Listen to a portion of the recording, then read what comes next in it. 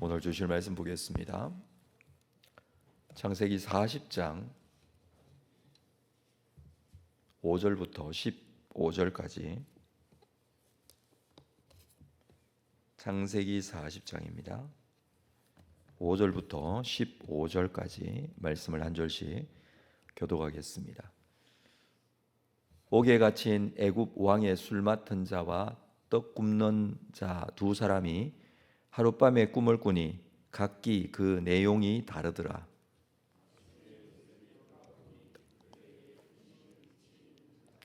요셉이 그 주인의 집에 자기와 함께 갇힌 바로의 신하들에게 묻되 어찌하여 오늘 당신들의 얼굴에 근심의 빛이 있나이까?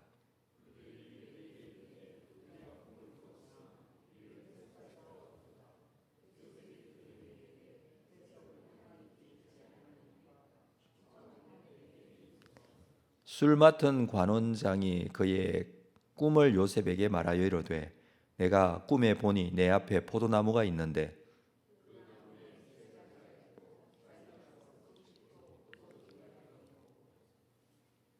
내 손에 바로의 잔이 있기로 내가 포도를 따서 그 즙을 바로의 잔에 짜서 그 잔을 바로의 손에 들였노라.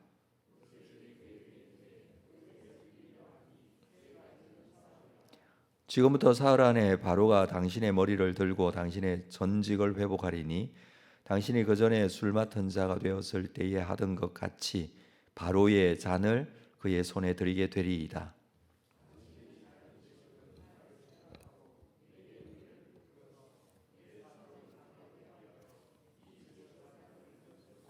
함께 읽습니다. 나는 히브리 땅에서 끌려온 자요 여기서도 옥에 갇힐 일은 행하지 아니하였나이다. 아멘. 요셉이 애굽의 노예로 팔리고 난 이후의 이 삶의 내용입니다. 그는 보디발의 집에서 노예로 살고 있을 때에 누명을 쓰고 감옥에 갇히게 되었다라는 것입니다. 이후에 감옥에서의 삶, 그 삶은 그곳에서도 하나님께서 그의 삶에 함께 하시는 장면을 우리가 보게 됩니다. 이 감옥에서 바로의 술 맡은 관원장과 떡 굽는 관원장이 요셉이 갇힌 감옥에 함께 갇히게 된 것이죠. 이들은 바로의 최종 판결을 기다리며 이곳에 감금되어 있는 것이었습니다. 요셉은 의식하지 못했겠지만 이들이 다른 곳이 아닌 요셉이 갇힌 감옥에 오게 된 것, 그것은 앞으로 하나님께서 그 계획하심을 실현하기 위한 방법 중에 한 가지였습니다. 요셉은 이 바로의 신복 중에 하나였던 이 술 맡은 관원장을 만나게 된 것이었습니다. 하나님은 요셉도 모르게 그가 이후에 애굽 왕 바로 앞에 설 수 있는 그런 기회를 만들고 계신 것이었죠. 하나님은 우리가 알지 못하는 상황에서 우리를 영화롭게 하기 위해서 그 모든 정황들을 만들어 가시는 분이십니다. 요셉이 지금 감옥에서 있는 신세이지만 그가 하나님의 형통하심을 믿어야 할 아주 중요한 이유가 바로 여기에 있는 것이죠. 술 맡은 관원장은 굉장히 중요한 자리입니다. 특별히 왕의 신임을 받는 자 중에서 이 자리에 그 사람을 세우게 됩니다. 이때 당시는 독살이 성행하던 시대여서 왕은 자기의 생명을 맡길 수 있을 정도로 굉장히 신임하는 사람을 이 자리에 세웠던 것입니다. 그때 당시의 기록들에 의하면 왕들은 상대적으로 정치적인 이해관계가 없는 이방인들을 이 자리에 많이 세웠다고 합니다. 술 맡은 관원장은 왕의 최측근이 되어서 굉장히 큰 영향력을 행사하기도 하죠. 왕에게 청탁을 하거나 또는 잘 보일 일이 있는 사람은 술 맡은 관원장을 통해서 이러한 일들을 하는 것이 일상화되어져 있었습니다. 우리가 잘 알고 있듯이 느헤미야도 페르시아 제국의 술 맡은 관원장이었습니다. 느헤미야서 1장에 보면 그가 이 페르시아 제국의 술 맡은 관원장으로 있을 때에 그렇게 이야기가 시작이 되고 있죠. 그러므로 인해서 느헤미야 또한 이방인으로 그곳에서 일을 하고 있을 때 이 일을 맡아 할 수 있었던 이유입니다. 그렇기 때문에 또 다른 어떤 정치적인 어떤 상황에 빠지게 되는 경우도 참 많이 있었겠죠. 지금 술 맡은 관원장뿐만 아니라 떡 굽는 관원장까지, 이 떡 굽는 관원장은 쉽게 말하면 왕의 주방장이라고 할 수 있습니다. 모든 음식을 맡아 주관하는 사람이었던 것입니다. 이도 굉장히 중요한 인물 중에 하나이죠. 이들이 어떤 정치적인 역학관계에 의해 얽혀서 지금 이 감옥에 들어온 것이라 여겨집니다. 이 두 사람이 요셉과 같은 감옥에 갇히게 되고 요셉은 이 두 사람의 시중을 들게 되었다라고 합니다. 여기서도 요셉은 이 노예의 신분이 그대로 적용되는 모습이 보여지죠. 노예에다가 또 범죄자가 된 것입니다. 그렇지만 여기에는 하나님의 섭리가 함께 하고 있었습니다. 하나님께서는 요셉을 혼자 둔 것이 아니었습니다. 그가 시중을 들고 있지만 그가 시중을 드는 이 사람을 통해서 하나님께서는 또 새로운 길을 만들어 그에게 역사하고 계신 것이었습니다. 자, 여기에서도 꿈 이야기가 전개가 됩니다. 5절에 보니 옥에 갇힌 애굽 왕의 술 맡은 자와 떡 굽는 자 두 사람이 하룻밤에 꿈을 꾸니 각기 그 내용이 다르더라. 같은 밤에 비슷하지만 의미가 전혀 다른 꿈을 꾸었다라고 합니다. 이 모든 일에 하나님의 계획과 섭리가 있음을 말하는 것인데 요셉의 이야기에서 꿈 이야기가 나오는 그 상황은 모두 다 두 개의 꿈이 함께 나타나고 있습니다. 이 꿈들의 의미는 같거나 비슷한데 이번에는 이 두 꿈의 내용뿐 아니라 의미까지도 서로 다릅니다. 같은 장소에 있는 다른 두 사람이 또 함께 같은 날 꿈을 꾸지만 그런 공통점이 있기는 하지만 내용과 의미는 서로 다른 내용이었다라는 것입니다. 6절에 아침에 요셉이 들어가 보니 그들에게 근심의 빛이 있는지라. 얼굴에 근심의 빛이 있다는 것은 근심 걱정으로 가득 차 있는 마음, 그 마음을 말합니다. 간밤에 자신들이 꾼 꿈이 무엇을 뜻하는지 해몽할 수가 없기 때문에 고민에 빠지게 되었죠. 특별히 있는 장소가 지금 감옥에 갇혀 있으니 더욱더 그런 것이 아닐까 이렇게 생각할 수 있습니다. 아마 두 사람은 잠자리에서 일어나서 두 사람 스스로 자기들의 꿈을 얘기했을 수 있습니다. 그래서 서로 이 꿈 때문에 좀 뒤숭숭하고 마음이 복잡하여서 근심하고 있는 그런 모습이었을 것입니다.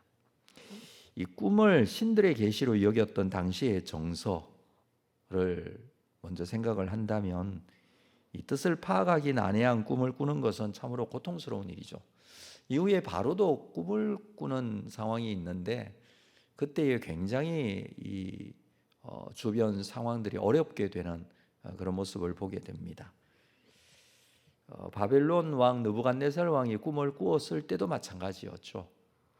이때 당시에 어떤 정서가 그랬지만 또 이때에는 하나님께서 꿈으로도 그렇게 말씀해 주시고 또 역사하시던 그런 때였기 때문에 더욱더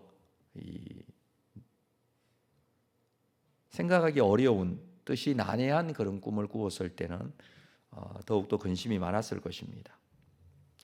8절에 보면 그들이 그에게 이르되 우리가 꿈을 꾸어서나 이를 해석할 자가 없도다. 요셉이 그들에게 이르되 해석은 하나님께 있지 아니하니까 정하건대 내게 이르소서.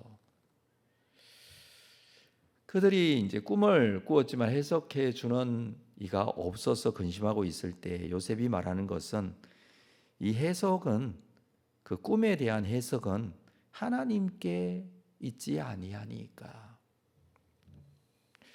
자기는 못하지만 하나님이 해몽할 수 있고 그리고 자신은 하나님과 동행하고 있으니 하나님의 힘을 빌려 꿈을 풀이해 주겠다 그런 의미예요. 고대 사람들은 교육과 이 훈련을 통해서 해몽을 하려 했습니다. 그러니까 이 꿈에 대한 해석도 어떤 지식적인 의미로 생각을 했던 것이죠. 그래서 이 꿈 해몽에 대한 지식을 가지고 있는 사람, 이 부분에 대해서 전문적으로 공부한 사람, 이런 사람들이 꿈을 해석해 주어야 된다라고 생각을 했습니다. 그래서 이때 지식 또 어떤 도서관에 보관되어 있는 도서의 내용들의 대부분은 이 꿈을 해석한다든지 또는 점을 친다든지 뭐 이런 내용에 대한 관련된 지식과 책들, 도서들이었습니다. 그래서 이것에 대한 전문적으로 이 술사라든지 박사 또는 점쟁이 뭐 이런 자들은 지식층에 해당되는 그런 사람들이었습니다. 그래서 그런 생각을 가지고 있었기 때문에 요셉은 이 부분에 대해서 이 해석은 해석해 주는 자가 하는 것이 아니라 하나님께서 하시는 것이다 라고 말하고 있는 것이죠.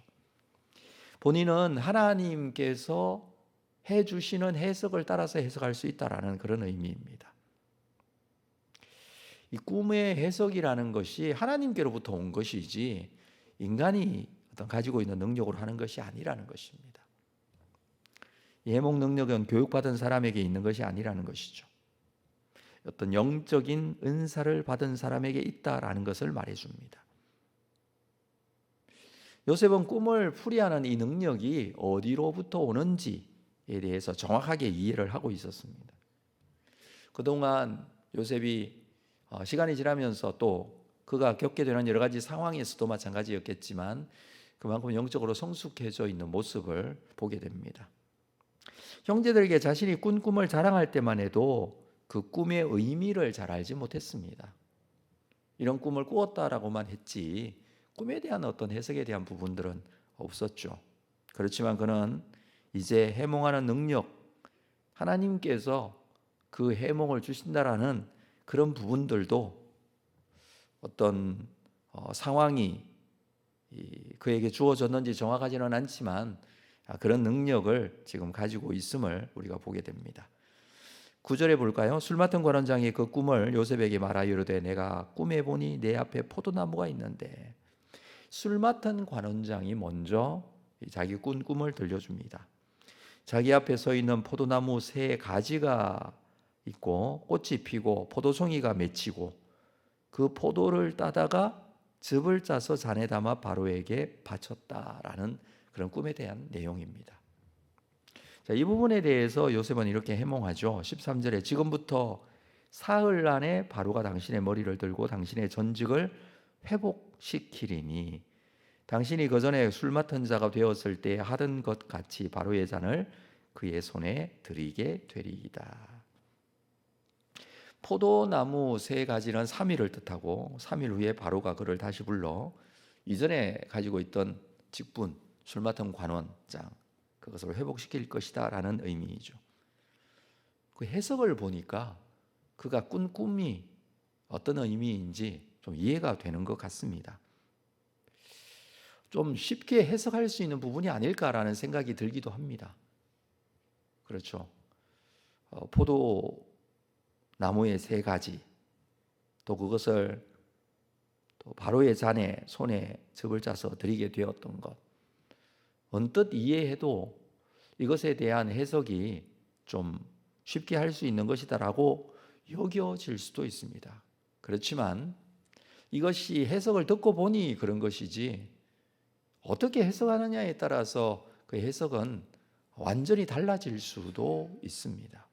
또 중요한 것은 이 사실이 정확하게 그렇게 되어지는 것, 이것은 우리가 해석을 한다고 해도 도저히 예상할 수 없는 부분일 것입니다.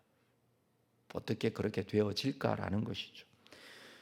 아무리 꿈을 꾸었다고 해도 그 꿈이 이렇게 해석되어지는 것과 또 그렇게 바로 똑같이 이루어지는 것은 정말 이제 하나님께서 해주시지 않으면 되지 않는 것이다 라는 생각을 해보게 됩니다. 요셉은 그가 복직하게 되는 날 자신의 억울함을 바로에게 알려 풀려날 수 있도록 그렇게 선처해 달라고 부탁까지 하게 되죠. 요셉의 이 같은 이 부탁은 자신의 처지를 호소하는 것뿐 아니라 이 관원장에게 커다란 확신과 또는 소망을 주었을 것입니다. 그러면서 오늘 본문이 마무리되어졌는데 요셉의 삶에 있어서 이 일상에서의 삶의 모습을 우리는 보게 됩니다. 그가 이 보디발의 집에 있을 때에도 노예의 처지였을 때도 마찬가지였지만 비록 지금 감옥에 갇혀 있지만 그의 삶은 바뀌지 않고 있습니다. 또 하나님과의 관계의 모습은 바뀌지 않고 있는 것을 우리가 보게 됩니다. 자신의 처지를 비관하거나 또는 절망하여서 주어진 삶을 아무렇게나 그렇게 사는 그런 모습은 보이지 않는다라는 것입니다. 이러한 노예 생활에서도 감옥 생활에서도 어디서든지 하나님의 선한 모습, 그것을 잃지 않고 있는 요셉의 모습입니다. 그리고 하나님께서는 언제나 또 요셉과 함께 하셨습니다. 그가 노예로 팔릴 때 또는 억울한 누명을 쓸 때, 이 감옥에서 살게 될 때 이 모든 순간에도 하나님은 요셉과 함께 하셨습니다. 이 믿음이 요셉에게 있었다라는 것은 굉장히 중요한 의미가 있습니다. 그리고 나의 삶의 자리에서 언제나 하나님을 믿는 사람의 모습을 잃지 않는 것. 환경이 바뀌거나 상황과 조건이 바뀌더라도 하나님을 믿는 사람의 어떤 믿음의 모습, 그것을 놓치지 않고 살아가는 것은 굉장히 중요합니다. 그래서 요셉에게 있어서 굉장히 중요한 믿음의 모습은 일상에서의 믿음의 모습이었다는 것이죠. 어떤 특별한 상황이 주어졌을 때에 그가 어떤 특별한 믿음을 내보였던 것보다 더 중요한 것은 그가 살았던 삶의 일상적인 모습에서 언제나 하나님을 신뢰하고 믿고 순종하며 나아가는 모습이었습니다. 그가 지금 감옥에 갇혀 있지만 하나님께서 그와 함께 하심에 대한 믿음을 가지고 이 꿈을 해석해 주고 있는 것이죠. 이 상황에서도 하나님의 함께 하심을 믿고 또 신뢰하고 있습니다. 지금의 형편의 처지와 상황을 그저 낙심하고 절망하고 그것을 비관하고 사는 그런 삶의 모습이 아니라 그가 주어진 일상 속에서 최선을 다하는 삶의 모습입니다. 그는 사실 이것이 굉장히 중요한 기회라는 것을 알지 못했을 것입니다. 지금 이 술 맡은 관원장과의 관계가 이루어지는 것은 그에게 굉장히 중요한 기회죠. 그렇지만 그걸 어떻게 알 수 있겠습니까? 기회라는 것은 일상 속에서 주어지는 것이지 어떤 기회가 만들어지는 것이 아니라는 것입니다. 이번이 기회일까? 아니면 다른 시간이 기회일까? 우리가 그것을 어떻게 알 수 있겠습니까? 그것을 포착하는 능력이 있는 사람이 있을 수 있겠지만 우리 모두는 거의 대부분이 우리의 일상 속에서 주어지게 되는 이 상황 속에서 언제나 동일한 삶을 살고 있다는 것입니다. 근데 그 삶이 하나님 앞에 신실한 모습, 그 모습을 통해서 하나님께서는 요셉의 삶 속에 역사하고 계신 것이죠. 하나님께서 기회를 만들어 가시는 것이고 하나님께서 그의 삶을 이끌어 가시는 것을 우리가 보게 됩니다. 우리의 삶의 일상 속에서 우리의 삶의 모습이 어떤지 우리가 다시 한번 돌아보는 그런 시간이었으면 합니다.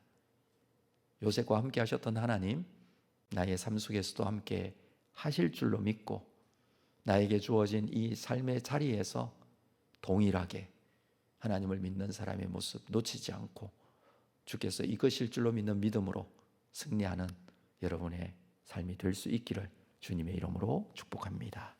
기도하겠습니다. 하나님 아버지, 오늘도 우리의 삶 속에 하나님은 말씀으로 찾아오셨고 또 우리를 이끌어 주시고 인도해 주실 줄로 믿습니다. 동일한 하루가 주어지는 것 같지만 우리에게 주어진 이 하루가 또 하나님께서 함께 하시고 인도해 주시는 귀한 하루가 될 줄로 압니다. 하나님 아버지, 나의 삶의 자리에서 언제나 동일한 믿음의 삶 살기를 원합니다. 하나님께서는 나의 삶에 함께 하시고 인도해 가시는 분이시며 오늘도 이 자리에 나와 함께 하시는 하나님을 또 믿고 신뢰하며 의지하는 귀한 믿음이 우리에게 있기를 원합니다. 이 믿음 가지고 우리가 가지고 나온 기도의 제목을 가지고 기도하며 주의 뜻을 구하고 주의 영광이 온전히 드러나는 일에 쓰임받는 귀한 삶이 될 수 있도록 인도하여 주시옵소서. 예수님의 이름으로 기도합니다. 아멘.